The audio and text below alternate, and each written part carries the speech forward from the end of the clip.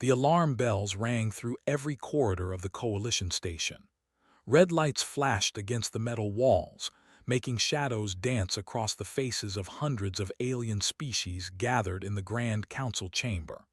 Above them, projected in brilliant blue light, floated an image of a dying star. Commander of the stood at the center podium, his 6 arms moving rapidly as he manipulated the holographic displays. His species was known across the galaxy for their mathematical minds. They could calculate trajectories that would take other species weeks to compute. But right now, even his brilliant mind had found no solution.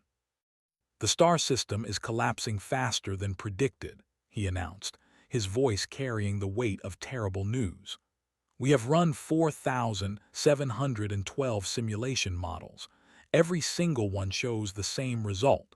The star will go supernova in 72 hours. A wave of shocked murmurs rippled through the assembled delegates.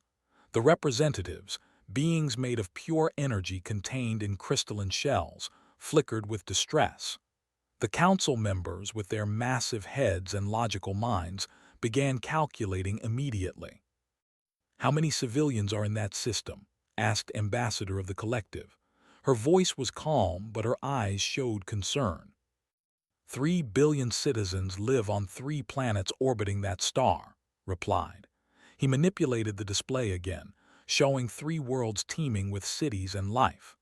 "We have 642 coalition ships currently available for evacuation operations." "Show us the evacuation capacity," commanded. The numbers appeared in the air, cold and merciless. The delegates began speaking rapidly among themselves. They dimmed their lights in mourning. Even the normally stoic looked defeated. "Our calculations show we can evacuate approximately 40% of the population," said quietly. "That means we can save 1.2 billion individuals. The remaining 1.8 billion will perish when the star explodes." The chamber erupted in chaos. Delegates shouted in dozens of languages, their translation devices struggling to keep up. Some species demanded immediate action. Others argued about logistics. A few simply sat in stunned silence, overwhelmed by the magnitude of the tragedy. In the back of the chamber, away from the bright lights and the shouting, sat the human delegation. They were a small group, only 4 individuals. The humans were the members of the Galactic Coalition, having joined just 5 years ago. Their worlds were small, their technology primitive by Coalition standards, and their experience limited. Sat quietly in his seat, his dark eyes fixed on the dying star displayed above.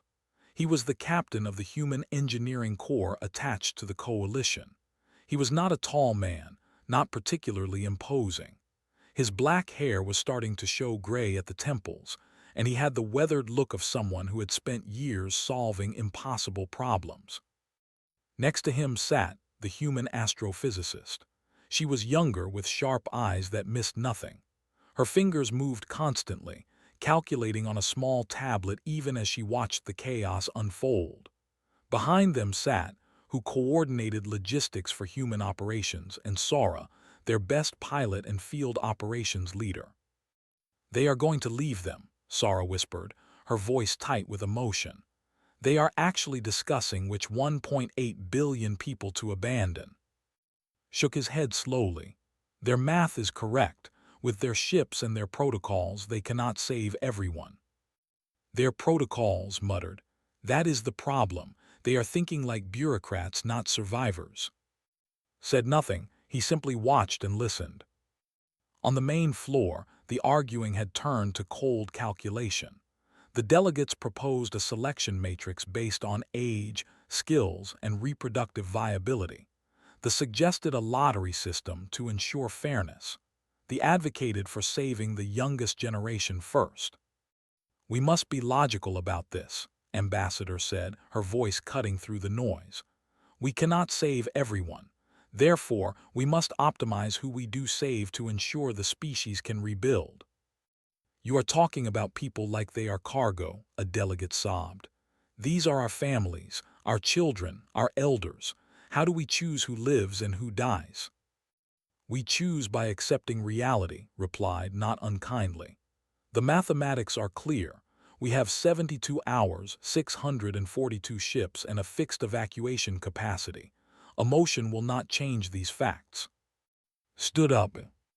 The movement was quiet, almost unnoticed at first, but stood with him. Then Sarah. The four humans walked down the aisle toward the central podium. Hundreds of alien eyes turned to watch them. Some delegates looked curious. Others looked annoyed at the interruption. A few looked hopeful, though they did not know why. Climbed the steps to the podium. Commander looked down at him, confused. The human was small compared to the massive, barely reaching his mid-chest. Yes, asked, does the human delegation have input? We do, said simply. His voice was quiet but clear. We can save them all. The chamber went silent. Then someone laughed. Then several others. The idea was absurd. The humans had 7 small colonies, maybe 50 ships worth mentioning, and technology that was centuries behind the coalition standard. What could they possibly do that the combined might of dozens of advanced species could not? Captain, Ambassador said, her voice patient but firm, we appreciate human optimism. However, the mathematics are absolute. We have run every possible simulation. There is no scenario where all 3 billion individuals can be evacuated in time. Your mathematics are correct, said, stepping forward. Your scenarios, however, are limited by your protocols and assumptions. Explain, commanded. You are calculating based on your standard evacuation procedures, continued.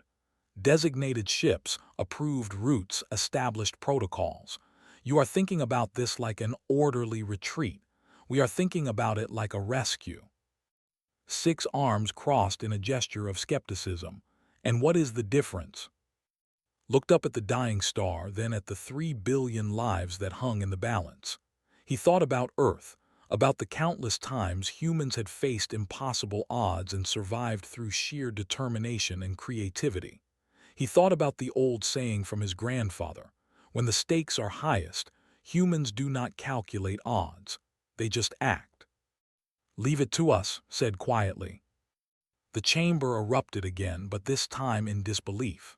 Several delegates demanded to know what the humans thought they could accomplish. Others dismissed the idea entirely.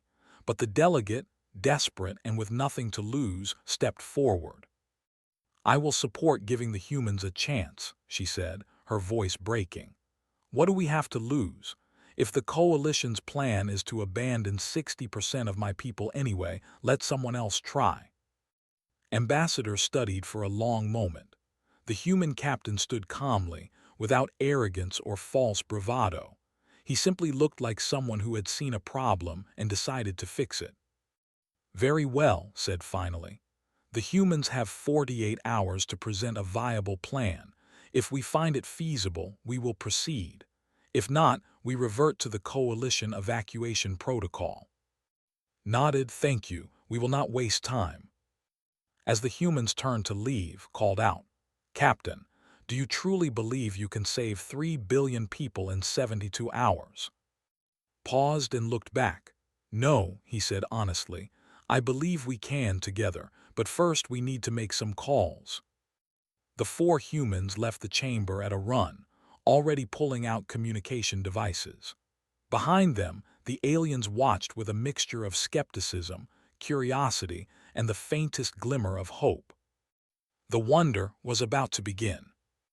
The human operations deck looked nothing like the orderly coalition command centers, where alien ships had neat rows of identical stations and calm efficiency. The human section was organized chaos. Screens covered every wall, showing star maps, ship manifests, and communication channels. People moved quickly between stations, calling out information and coordination details. Stood at the center, watching 36 screens at once. Was already deep in calculations, her fingers flying across multiple tablets. Had opened communication channels to every human colony, station, and ship within 3 systems. Sarah was reviewing flight data, her eyes scanning trajectory maps. Start with the colonies, said, All of them nodded and began transmitting. His message went out on every frequency to every human outpost scattered across their small corner of the galaxy. It was not an official military order. It was not a government mandate. It was simply a call for help. "This is Human Coordinator at Coalition Station," his message began. "We need everyone. A star system is dying. 3 billion people need rescue. We have 72 hours. If you have a ship that can fly, we need you. If you have supplies, we need them. If you have ideas, we need those too. The Coalition says it is impossible. Let us show them what humans do with impossible." The response started within minutes. A freighter captain named was the first to respond. He was hauling manufactured goods from the Outer Rim colonies, a trip that would take him 3 weeks and earn him enough money to retire comfortably. "Received your message," his voice crackled over the comm. "Dumping my cargo now.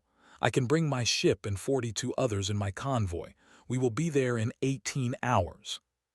You will lose your contract, warned, and your cargo." "Cargo can be replaced," replied simply. "People cannot see you soon." More responses flooded in. A medical officer named volunteered her hospital ship and 3 support vessels. A retired military commander named Minu said he could mobilize 200 old colony transport ships that had been mothballed but were still functional. A civilian engineering coordinator named said she could retrofit cargo haulers into passenger vessels in 6 hours per ship. Commander arrived at the human operations deck with several technicians. They looked around at the chaos with clear confusion and concern. Captain said, "Where is your command structure? Who is in charge of coordination? How are you tracking all these resources?" "I am in charge," said without looking away from his screens. "But everyone is also in charge. We trust each other to do what needs to be done." "That makes no logical sense," one of the technicians said. "How do you prevent duplication of effort? How do you ensure quality control?" "We talk to each other," said from his station. "And we trust that when someone says they will do something, they will do it." Watched as more messages poured in. Hundreds of ships were changing course, heading toward the system. Thousands of volunteers were signing up. Supply depots were being emptied. What struck him most was that none of these humans were being paid. None had contracts or guarantees. They were simply coming because other humans had asked for help. Looked up from her calculations and called out too. "I have an idea for the star stabilization. It is crazy, but it might work." "Crazy is what we do best," replied. "Show me." Pulled up a holographic model of the dying star. Its core was collapsing inward, creating pressure that would eventually explode outward in a supernova. "The Coalition's models are correct. The star will explode. But what if we could slow down the collapse, just for a day or two?" "How?" Sora asked, joining them. "We use our fusion reactors," said. "Not to stop the collapse, but to create counterpressure points in the star's corona. Think of it like putting your fingers on different spots of a balloon that is about to pop. You cannot stop it from popping, but you can control when and buy yourself time." 6 arms moved in agitation. "You want to fly ships into the corona of an unstable star. That is suicide, and human fusion reactors are not powerful enough to affect a stellar body." "One reactor is not powerful enough," agreed. "But what about 500? Positioned correctly, creating a network of stabilization points?" The commander began calculating rapidly. His eyes widened. "The mathematics. It is theoretically possible, but the margin of error is microscopic. The pilots would need to maintain precise positions within meters while inside the corona of a dying star. The radiation alone would kill them in minutes. The heat would vaporize their ships in hours." "Not if we rotate them," Sora said, understanding dawning on her face. "We send in teams in shifts, 20 minutes inside, then rotate out for cooling and radiation treatment. Constant rotation, constant coverage." "You would need pilots willing to repeatedly fly into a dying star," said. The psychological stress alone would be immense. You do not know many human pilots, do you? Sora said with a small smile. We will have more volunteers than we need. While they talked was coordinating the incoming ships. His screens showed vessels converging from all directions. Military ships, civilian transports, cargo haulers, even small personal yachts. Every human who could fly a ship was coming. A young woman named Bora contacted from a mining colony. She had 15 cargo ships usually used for hauling ore. We stripped out all the mining equipment, she reported. We can fit maybe 200 people per ship if they do not mind being cramped. Every person counts, told her, thank you. An old man named called from a frontier station. I got 3 ancient colony ships. They barely pass inspection anymore, but they still fly. I can bring maybe 5,000 people if we pack them in tight. We will take them, said. Every ship helps. Ambassador arrived with several observers. They stood at the edge of the operations deck, watching the humans work.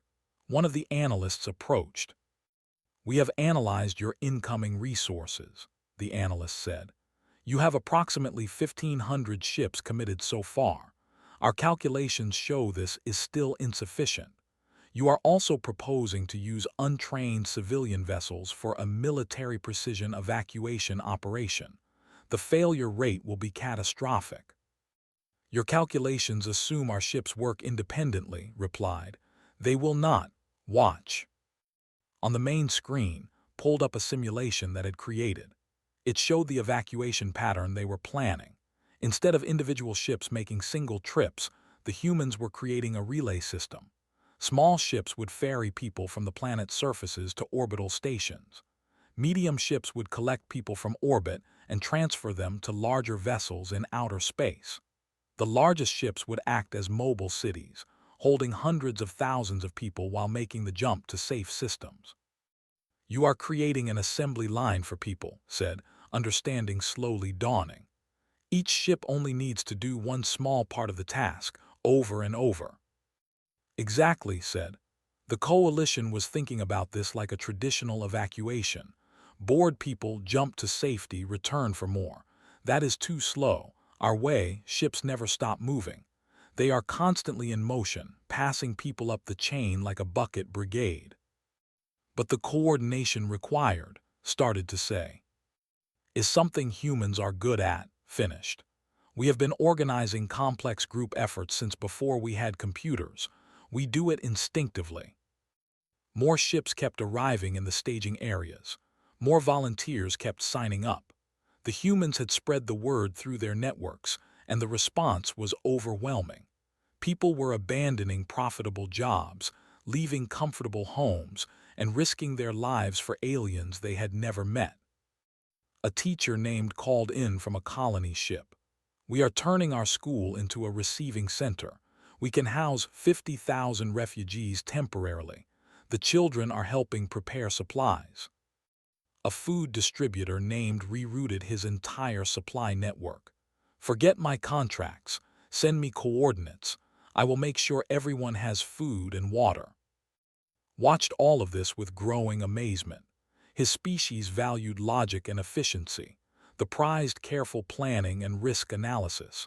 The believed in energy conservation and measured responses. But the humans, they were operating on something else entirely, something his mathematics could not quite capture. Why? He asked quietly. Why are your people doing this? They are not your allies, you barely know them. There is no profit in this. No strategic advantage. Many of your people are abandoning lucrative work. Some are risking their lives. For what? Looked at the commander. His expression was calm, but his eyes held something ancient and powerful. Because they asked for help, he said simply. Because 3 billion people need saving. Because it is the right thing to do. Is that not reason enough? For my species, no, admitted. We would calculate cost-benefit ratios, risk assessments, resource allocation efficiency. We would help, but only within logical parameters. Then maybe, said gently, that is why you could only save 40%. You are calculating acceptable losses. We do not accept any losses. We will get them all out or die trying. The operations deck hummed with activity. Screens showed ships moving into position. Volunteers registered by the thousands. Supplies accumulated in staging areas. The plan was coming together, piece by piece, built not on superior technology or greater resources, but on something the aliens rarely saw: absolute determination and unshakable faith in each other. Looked up from her calculations. We have a problem. Even with the relay system and the star stabilization, we are going to be short on time. We need to move faster. Then we will move faster, said. Hal asked. Smiled, and there was something fierce in that smile. Something that spoke of a species that had survived ice ages and plagues, that had climbed from caves to reach the stars, that had never learned how to give up. We improvise, he said. It is what humans do best. The star hung in space like a dying giant, its surface roiling with violent storms of plasma. Even from orbit, the heat was intense. Radiation levels were climbing every hour. The star was screaming its death song, and it had maybe 60 hours left before it exploded. Sora sat in the pilot seat of her ship, checking systems one final time. Around her, in formation, were 49 other human pilots. Each ship had been modified with enhanced radiation shielding and cooling systems. Each pilot had been briefed on the mission. They all knew the risks. They all volunteered anyway. All wings, this is Sora, she said over the comm. Final systems check. We go in hot, deploy reactors at designated coordinates, hold position for 20 minutes, then rotate out. Clean, simple, and by the numbers. Anyone having second thoughts? Silence answered her. Then a young pilot named spoke up. Only thought I am having is that we get to fly into a star and live to tell about it. How many people can say that? Laughter rippled across the comm channels. The tension broke a little. That is the spirit, Sora said. Remember, we are not trying to be heroes. We are buying time. 40 billion seconds for 3 billion people. Now let us go to work. The first wave of human ships dove toward the star. From the coalition observation vessels hanging safely back, alien observers watched in stunned silence. The had calculated this maneuver had a 14% chance of success. The analysts had predicted catastrophic failure. The had simply refused to believe humans would actually attempt it. But the humans did not calculate odds, they just flew. Sora led her wing through the star's outer atmosphere. The temperature readings on her console climbed rapidly. 2,000 degrees, 5,000, 10,000. Her shields glowed bright blue, struggling to dissipate the heat. Radiation alarms screamed warnings that she had long since muted. Approaching deployment point Alpha 7, she reported, her voice calm despite the ship shaking around her. Reactor deployment in 3, 2, 1, mark. She released the modified fusion reactor from her ship's cargo bay.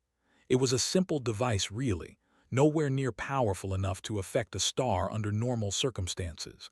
But these were not normal circumstances. The star was already under stress, its balance disrupted. The human reactors were not trying to stop the collapse. They were just adding tiny pressure points, like fingers on a balloon, buying precious time. Reactor deployed and active, Sora confirmed, holding position. Around her, 49 other pilots did the same. 50 points of light appeared in the star's corona, forming a network of stabilization. Watched from orbit, monitoring the readings, adjusting positions by centimeters with careful commands. It is working, she breathed. The collapse rate is slowing, not by much, but it is slowing. On the surface of the three worlds, the evacuation had begun. The relay system the humans designed was unlike anything the Coalition had seen before. Small shuttles darted down to cities and towns, loading people as fast as they could board. They did not wait for manifests or assignments or bureaucratic approvals. They just loaded people and launched. A pilot named made 12 runs in the first 3 hours. Her small shuttle was designed for cargo, not passengers, so people sat on the floor, stood in corridors, and held children in their laps. It was cramped and uncomfortable, but it worked. Transferring 147 passengers to Orbital Station Delta IV, she reported, guiding her shuttle into the receiving bay of a larger ship. The refugees poured out, looking dazed and grateful, and was already turning back toward the planet, returning for next load. In orbit, medium-sized transports acted as collection points. They would gather people from dozens of small shuttles, then ferry them to the massive colony ships waiting in outer space. A captain named coordinated 5 different orbital stations simultaneously, directing traffic like a conductor leading an orchestra. Shuttle Gamut 12, you are cleared for Bay 3. Transport Echo 5, you are loaded and cleared for departure. Hospital Ship, we are sending you 200 patients with radiation exposure. Prepare Medical Bay 4. The Coalition observers tried to track all the moving pieces and found it impossible. There were too many ships, too many people, too many simultaneous operations. The humans had no central command structure, no master computer coordinating everything. Instead, they talked to each other constantly, sharing information, adjusting on the fly, solving problems as they appeared. It looked like chaos, but it was not chaos. It was something the aliens had never quite understood about humans: organized improvisation. Back in the star's corona, Sora checked her ship's status. 20 minutes were almost up. The heat was becoming dangerous, and radiation levels were rising despite the shields. First wing, prepare to rotate out, she ordered. Second wing, begin your approach. Smooth transition, no gaps in coverage. The second wave of pilots came in as the first wave. They moved in perfect synchronization, taking up positions within meters of where the first group had been. The reactor network never flickered, never failed. As soon as one pilot pulled away, another took their place. Sora guided her ship out of the corona and toward the cooling stations humans had set up in safe orbit. Her hull was glowing red-hot. Inside, despite the life support working overtime, she was drenched in sweat. But she was alive, and the mission was succeeding. Medical teams are standing by, a voice called over the comm. Rotation 1, proceed to medical for radiation treatment and recovery. You did good. Rest now. Sora docked her ship and stumbled out. A young medic named was waiting with a radiation scanner and water. You are showing elevated radiation exposure but within acceptable limits, said, checking the readings. Drink this, get some fluids in you. You are back in rotation in 4 hours. 4 hours, Sora laughed tiredly. I will be ready in 3. Commander stood on the observation deck of his ship, watching the human operation unfold. His 6 arms hung limply at his sides, his usual confidence shaken. He had spent his entire life believing that mathematics and logic were the highest forms of intelligence, that careful planning and risk assessment were the keys to success. But the humans were proving something different. They were showing that sometimes success came from trust, from believing in each other so completely that you did not need oversight or control systems, from being willing to try the impossible because someone needed help. A young technician approached him. Commander, we are detecting something unusual. The human evacuation rate is exceeding projections by 18%. How is that possible? Asked. They are improvising, the technician said, as if the word itself was alien. Watch this shuttle here. It was supposed to make 6 trips per hour. It is making 9. The pilot is cutting approach angles, reducing safety margins, optimizing every second. And they are all doing it. Every single human pilot is finding ways to go faster, carry more, do better. Watch the data streams. The technician was right. The humans were not following the plan exactly. They were improving it in real time, each pilot and coordinator finding small efficiencies, sharing them with others, building on each other's innovations. On the second world, a problem emerged.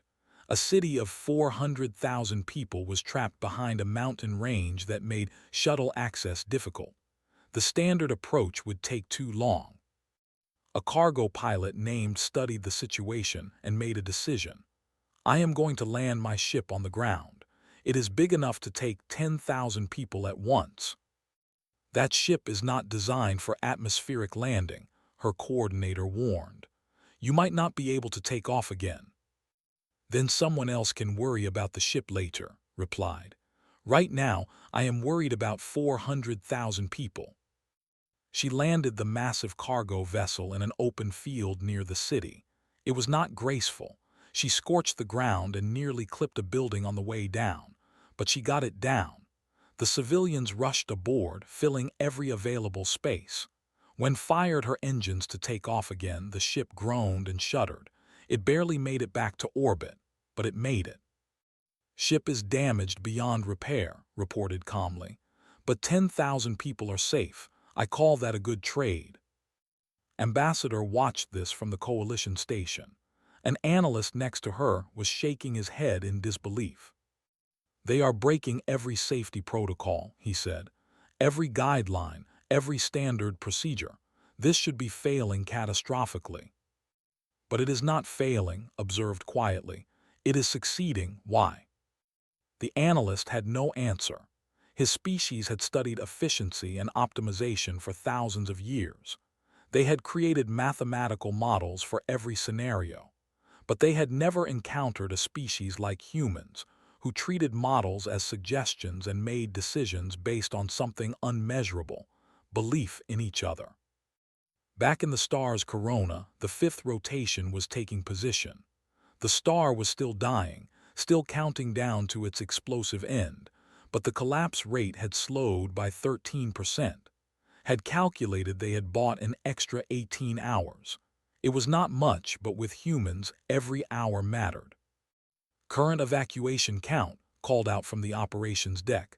Give me numbers. First planet 43% evacuated, replied, reading from his screens. Second planet 38%. Third planet 35%. Overall progress is ahead of schedule. Not ahead enough, said. We need to move faster. Ideas. A coordinator named Luna spoke up from her station. What if we use the cargo haulers not just as transports, but as temporary living spaces? We can pack them full, then just move them to safe systems. We can unload people later when there is more time. Like storage units for people, someone asked. Like lifeboats, Luna corrected. It will not be comfortable, but comfortable matters less than alive. Do it, approved. Anything else? Ideas flowed. Someone suggested using the emptied supply ships as shuttles. Another person proposed a slingshot maneuver using the third planet's gravity to speed up departures. A mechanic offered to modify ship docking ports to handle 3 shuttles simultaneously instead of 1. Every idea was tested. Most worked, some failed, but the humans kept trying, kept improving, kept pushing forward. Watched it all and finally understood. The humans were not succeeding because they were smarter or more advanced.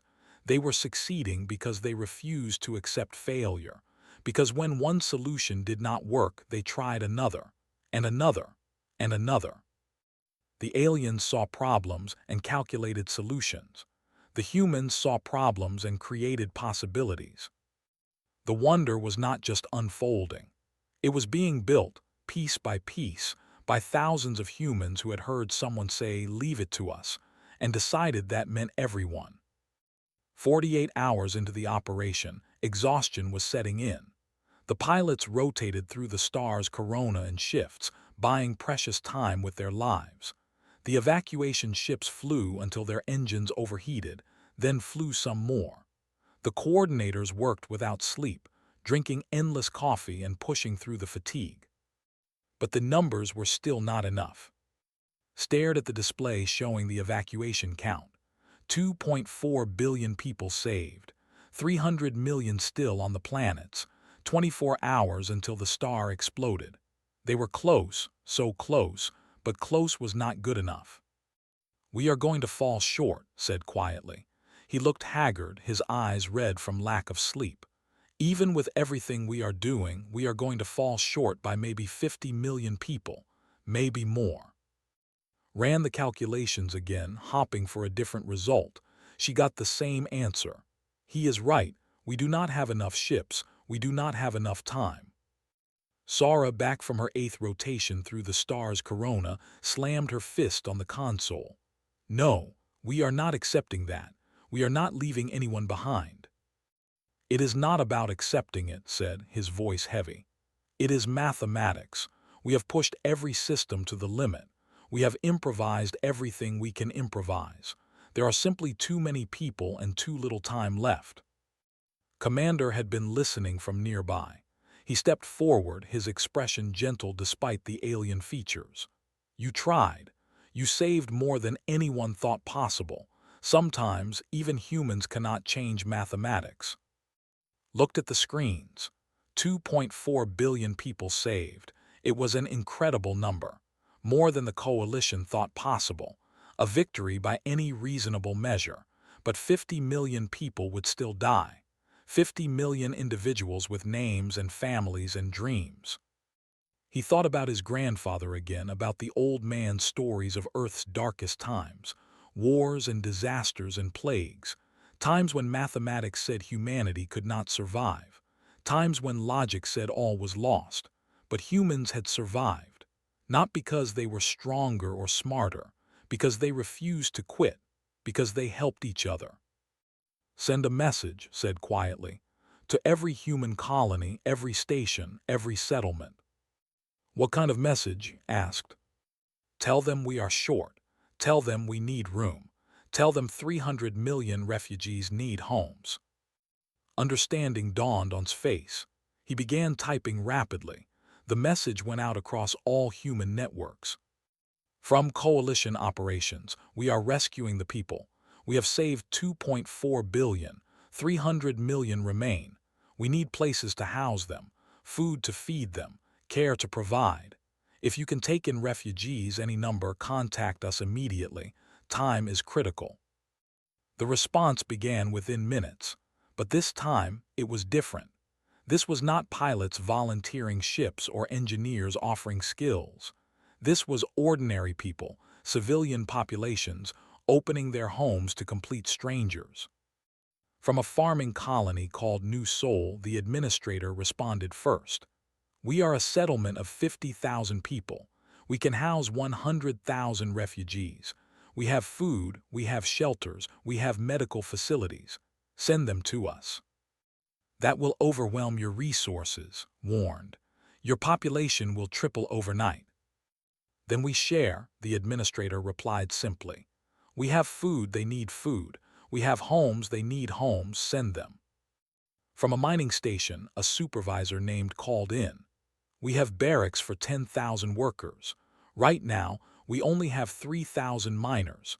We can take 7,000 refugees, maybe more if people double up in rooms." A teacher from an orbital station contacted them. "We turned our school into a shelter.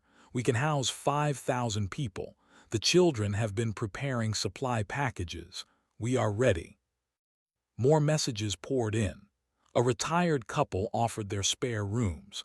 A factory owner said his workers could shelter in the facility between shifts.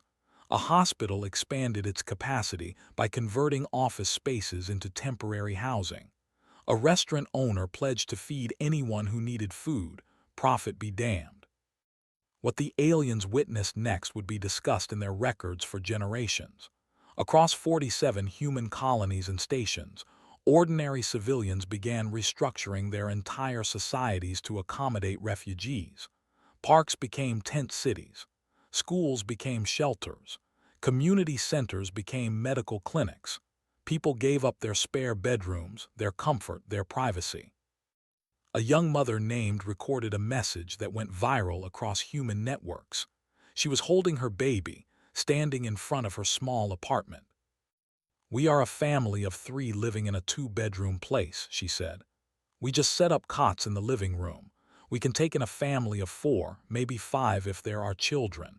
We have food for maybe 2 weeks, but we will figure something out after that. These people are losing everything. The least we can do is share what we have." Her message inspired thousands of others.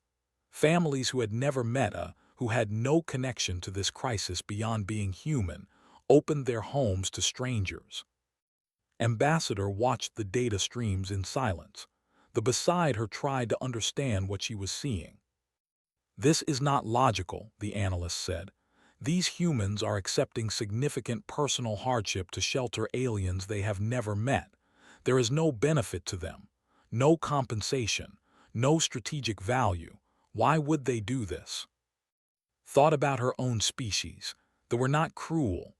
They helped others when it was logical to do so, when there was mutual benefit, when the cost was acceptable. But what the humans were doing went beyond logic. "They are doing it because someone needs help," said slowly. "That is the only reason they need." On the operations deck, the numbers started changing. The shortfall of 300 million was dropping. 280 million. 250 million. Every time a human colony or station reported they could take more refugees, the number dropped. But it was not just about housing. The humans were creating an entire support system. A food distributor named had already rerouted his supply network. Now he went further. He contacted every food production facility in human space and convinced them to increase production by 20%. They did it overnight, workers volunteering for extra shifts, managers opening emergency reserves. A doctor named organized medical volunteers. Thousands of human doctors, nurses, and medics agreed to work double shifts to provide care for the incoming refugees. They set up triage centers, prepared medical supplies, and created treatment plans for radiation exposure and trauma. A logistics coordinator named tackled the translation problem. They spoke a language most humans did not know. She organized volunteer translators and created quick reference guides. Within hours, thousands of humans were learning basic phrases to help the refugees feel welcome. Watched all of this with growing amazement. His species helped others, yes, but they did it through government programs and official channels. There were always committees and approvals and calculations of cost, but the humans were just doing it. No committees, no approvals, just millions of individuals seeing a problem and fixing it. "I do not understand," he admitted to. "Your people are accepting incredible hardship, overcrowding, resource strain, economic disruption, for people who cannot repay them, for people they will likely never see again after this crisis ends. This violates every principle of rational self-interest." Smiled tiredly. Maybe that is why it works. The evacuation continued with renewed intensity. Now when ships launched from the worlds, they knew where they were going. Every refugee had a destination, a human colony ready to receive them, people waiting to help them rebuild their lives. The count climbed, 2.6 billion, 2.7 billion, 2.8 billion. But time was running out. The star was entering its final stages. Even with the human pilots buying time, the collapse was accelerating. Calculated they had maybe 16 hours left. "We are still short by 20 million people," she said. "We do not have enough ships to get them out in time." Sora was preparing for another rotation into the Corona. She paused, looking at, "Then we go faster, we take more risks, we push harder." "You are already pushing beyond safe limits," said. "Your pilots are showing dangerous radiation exposure. Your ships are failing from stress. If you push harder, you will start losing people." "Then we lose people," Sora said bluntly. "But we do not leave those 20 million behind." A young pilot named spoke up. "She is right, we signed up knowing the risks, we can handle more." Around the operations deck, nods of agreement. The human coordinators, pilots, and engineers all showed the same determination. They would save everyone or die trying. A supply coordinator named made a suggestion. "What if we strip down the ships, Remove everything non-essential. More room means more people per trip. You are talking about removing safety equipment, protested. Backup systems, emergency supplies. We are talking about saving 20 million lives, replied. Strip the ships.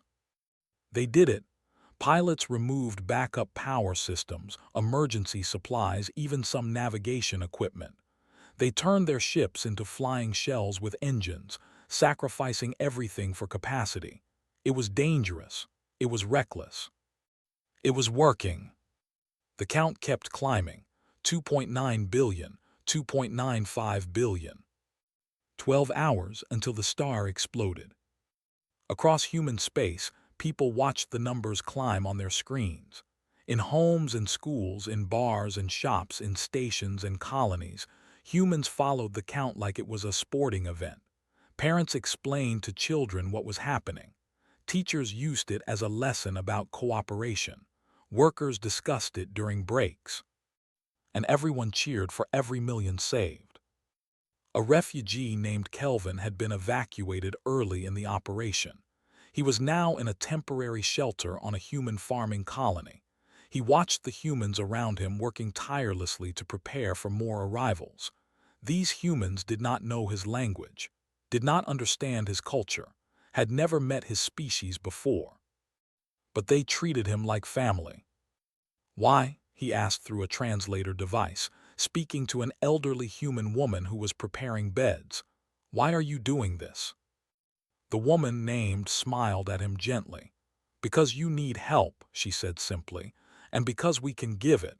Is there any other reason necessary? Kelvin wept. In his life, he had known kindness from his own people, but this was different. This was kindness from strangers who expected nothing in return, who sacrificed their comfort for his survival, who made him feel valued simply for being alive.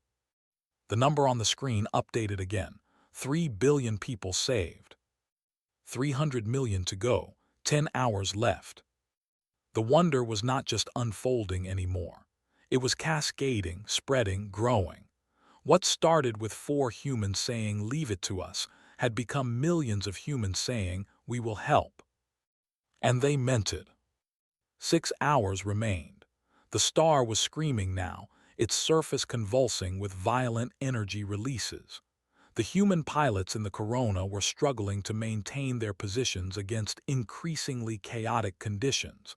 Every rotation was becoming more dangerous. Every minute bought cost more. But the count kept climbing. 3 billion, 100 million saved.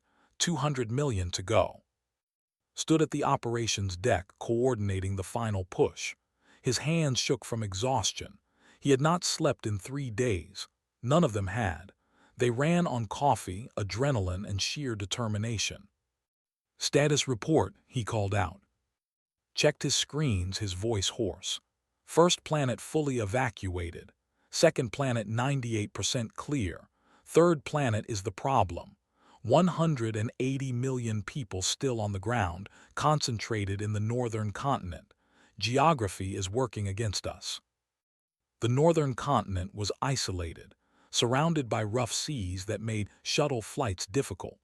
Weather patterns were deteriorating as the star's instability affected the planet's climate. What should have been a straightforward evacuation had become a nightmare of navigation. "How many ships do we have available?" asked. "Everything that can fly is already flying," Sora replied from her station. She had just returned from her 15th rotation through the corona. Her face was pale from radiation exposure, but her eyes were fierce. "We are at maximum capacity. We cannot go any faster without ships literally falling apart." Looked up from her calculations. Her tablet was covered in increasingly desperate equations. "At current rate, we will evacuate 160 million people before the star goes.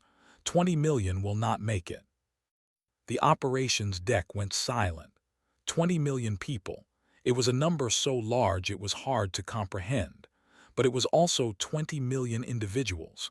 20 million people who would die because they were not fast enough. "No," said quietly, "we are not accepting that." Said gently, The commander had watched the humans work for 3 days straight. He had come to respect them deeply. You have accomplished the impossible. You have saved 3 billion people. The coalition could not have saved half that many. You have created a wonder. Sometimes even wonders have limits. Limits are just suggestions, replied. He pulled up a map of the northern continent. Show me the population distribution. Highlighted the areas. Most of the remaining people were in 5 major cities, large population centers that required multiple trips to evacuate. The math was simple and brutal. Not enough ships, not enough time. Stared at the map. Then he looked at his team, exhausted but still working, calculating to the last second. Sora ready to fly back into danger at a moment's notice. Around them, hundreds of humans working without pause. Behind them, millions more across the colonies preparing to welcome strangers. What if we use the big ships, he said slowly. The colony transports, the massive ones. We are using them, said confused. They are our main transport vessels. No, I mean land them on the surface, like did earlier. The room went silent. The big colony ships were never meant to land on planets. They were built in space, designed for space. Landing them was theoretically possible but incredibly dangerous. Taking off again with full load would be nearly impossible. You would destroy the ships, said. They would never fly again. Ships can be rebuilt, said. People cannot. How many people can a colony ship hold if we fill every available space? Calculated quickly. Maybe 2 million per ship, but we only have 12 colony ships available, and if you land them, you might not get them back up. You would be trapping yourself. Then we trap ourselves, said. 12 ships, 2 million each, that is 24 million people, more than enough. You are proposing to sacrifice 12 irreplaceable vessels and possibly your own lives to save 20 million people you have never met. His voice came over the comm. She had been monitoring from the coalition station. That is. What needs to be done, finished. He opened the communication to all colony ship captains. This is Captain. I need volunteers for a one-way trip. We are going to land on the 3rd planet, load as many people as we can, and attempt to take off. The ships will likely be destroyed. Some of us might not make it back, but 20 million people will live. Who is with me? The responses came immediately. All 12 colony ship captains volunteered. More tried to volunteer, arguing for the chance to help. I am coming too, Sora said. Me too, added. Someone needs to navigate those ships through atmospheric entry, said, already pulling up trajectory calculations. I am coming. Watched them prepare. He thought about his own species, about how they valued preservation and safety. A commander would never approve such a mission. The cost-benefit analysis was terrible. The risk was enormous. The potential losses catastrophic. But the humans were not thinking about cost-benefit. They were thinking about 20 million people who needed saving. I am coming too, said quietly. Everyone turned to look at him. The massive commander stood tall, his 6 arms folded with determination. You do not have to, said. I know, replied. But I have watched humans accomplish the impossible for 3 days. I want to help create this wonder. I want to be part of something that matters more than mathematics. Smiled and nodded, welcome to the team. The 12 colony ships broke formation and dove toward the 3rd planet. They were massive vessels, each one over a kilometer long. They were not designed for atmospheric flight, but neither were bumblebees supposed to fly, and they managed fine. The entry was rough. Ships shook and groaned as they pushed through the atmosphere. Heat shields glowed white-hot. Several ships reported structural damage before they even landed, but they kept going. Ship, with manning a secondary control station, approached the largest city. 3 million people waited below, watching the sky as a massive vessel descended like a falling mountain. Brace for landing, said calmly, though his knuckles were white on the controls. This is going to be rough. The ship touched down in a massive open plain outside the city. The ground cracked under its weight.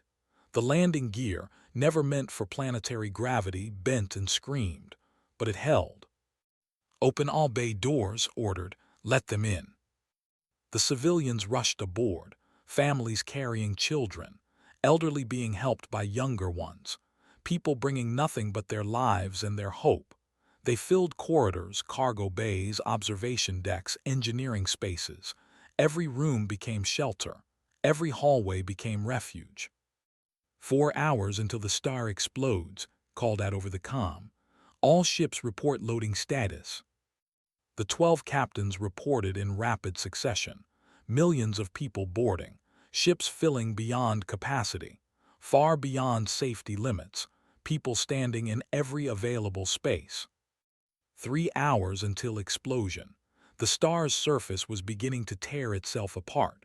Sora's squadron had withdrawn from the corona, their mission complete. The time they bought was almost spent. "All ships report loaded to maximum capacity," called out. "Total count, 23 million people aboard. We exceeded target." "Now we just need to get them off the planet," said, calculating thrust ratios and escape velocities.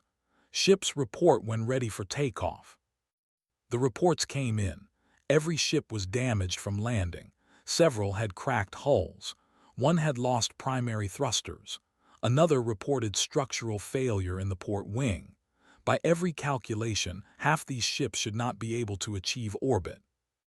"We do not need calculations," said. "We need to fly. On my mark, all ships fire engines at maximum thrust. We go up together or not at all." 2 hours until explosion. The planet was already feeling the effects. Earthquakes shook the ground. The sky turned red as radiation levels spiked. The star was in its death throes. "All ships, this is prepare for launch. 3, 2, 1, mark." 12 massive colony ships fired their engines at full power. The ground beneath them turned to glass from the heat. The ships groaned and shuddered. Metal bent and stressed. But slowly, impossibly, they began to rise. Watched the readings with amazement. According to his calculations, this should not work. The thrust-to-weight ratio was wrong. The structural integrity too compromised. The physics simply did not support success. But the ships kept rising anyway. Maybe, thought, humans had a different relationship with physics. Maybe when 3 billion lives depended on it, physics bent a little.